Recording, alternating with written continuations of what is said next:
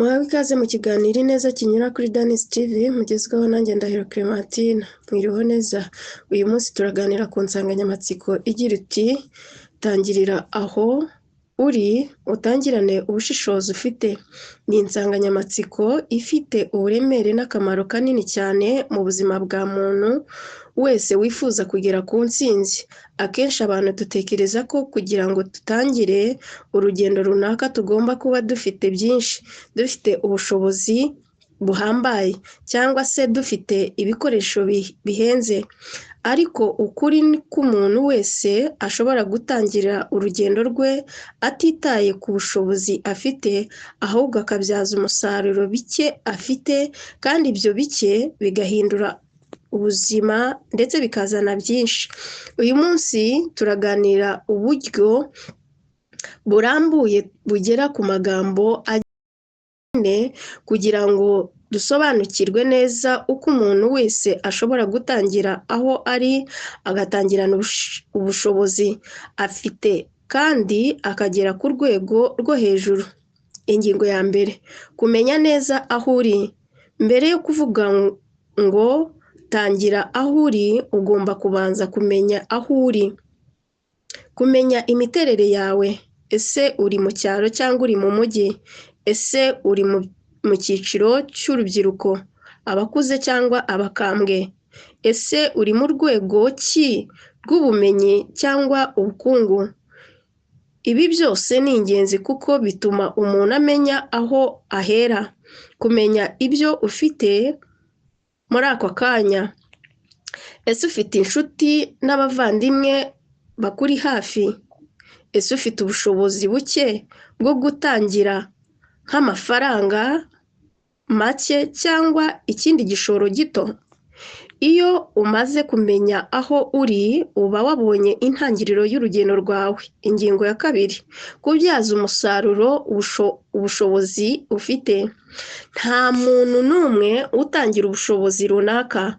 Umuntu wese afite impano cyangwa ubushobozi bwihariye Imana yamuhaye, impano karemano.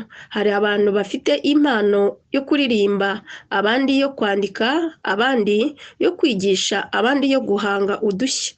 Ubumenyi wavuye mu ishuri cyangwa se ubumenyi wavanye mu ishuri. Mu buzima busanzwe ni ubumenyi buke umuntu aba afite bushobora kuba intangiriro y'urugendo runini.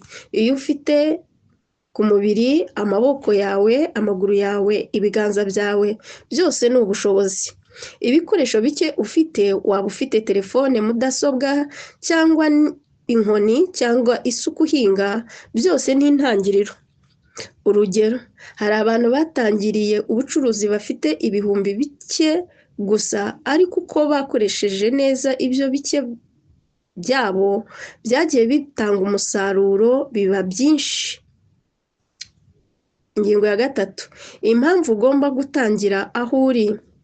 Hari impamvu nyinshi zituma umuntu agomba gutangira aho ari, aho gutekereza ejo cyangwa ibikoresho bihambaye. Ejo hashobora kutazagera. Iyo utangiye uyu munsi, uba ukoze igikorwa cy'ingenzi. Iyo utegereje ejo, uba uretse amahirwe.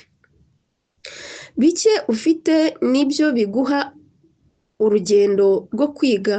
Iyo ufite bike, uba wiga kubikoresha neza. Iyo uhabwa byinshi utarabasha gukoresha bike neza, uba ugiye kubipfusha ubusa.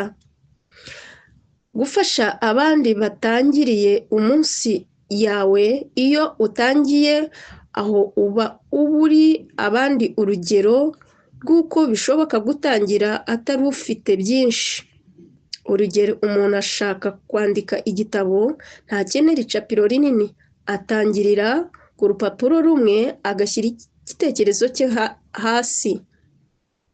Ingero z'abantu batangiye aho bari. Iyo ni ingingo ya kane. Hari abantu benshi b'ingenzi isi no mu Rwanda batangiriye bafite bike cyane, ariko ubu ni ibihangange. Abahanga n'abacuruzi. Abantu benshi batangiye ubucuruzi bafite utubati duto, abandi batangira bafite telefone imwe, ariko ubu bafite ibigo bikomeye. Abanyempano. Umuhanzi akenshi atangirira mu muryango we akabigira umuco, nyuma bikazamura izina rye mu gihugu cyose. Abanyapolitiki n'abayobozi. Abayobozi benshi batangiriye ari abaturage basanzwe, ariko kubera kwihangana no kubyaza umusaruro bicyo bari bafite, baje kugera ku rwego rwo hejuru. Ingero nk'izi zitwereka ko icy'ingenzi atari ibyo ufite byinshi, ahubwo ari uko ukoresha neza bike ufite. Umwiteguro n'ubushishozi mu gutangira. Iyo ni ingingo ya 5.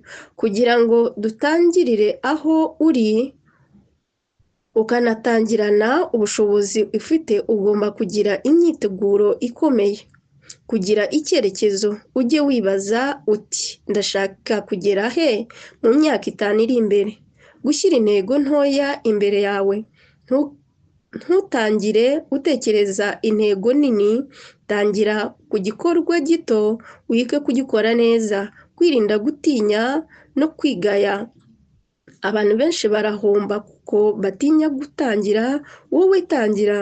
Kwirinda kwigereranya n'abandi, tangira ku bushobozi ufite, ntukareke ibyo abandi bafite. Kwitanga no kwihangana. Buri rugendo ruba rurerure. Kurugeraho bisaba kwihangana no kudacika intege. Ingingo ya 6. Inama ngarukagihe ku bashyira mu bikorwa. Iyo ufite igitekerezo cy'ubucuruzi, tangira ku isoko rito riri hafi yawe. Iyo ufite impano yo kuririmba, tangira mu rusengero cyangwa mu mashuri ndetse n'ahandi. Iyo ufite impano yo kwandika, tangira ku rupapuro rwa mbere.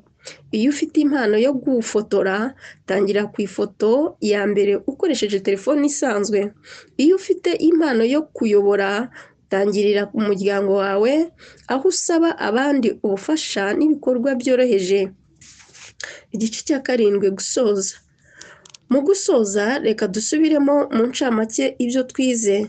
Tangirira aho uri, ntuzigere utegereza ibikoresho byinshi. Tangirana ubushobozi ufite kuko nibwo butuma ugera kure. Kubyaza umusaruro bike ufite bizaguhindurira ubuzima, bikagufasha kugera ku rwego rwo hejuru. Ingero nyinshi z'abageze ku ntsinzi zerekana ko icy'ingenzi atari byo wari ufite, ahubwo ari uko wabikoresheje neza. Tangira uyu munsi kuko ejo hashobora kuba hatakiriho. Umwanzuro w'ikiganiro. Ndagira ngo nkubwire ko niba uri aho wumva ufite bike, ntibikubuze gutangira. Imana iguha bike kugira ngo ibone uko ibikoresha mu bintu bikomeye. Tangira aho uri ukoresheje ubushobozi ufite, maze uzatangara aho Imana izakugeza. Amahoro y'Imana.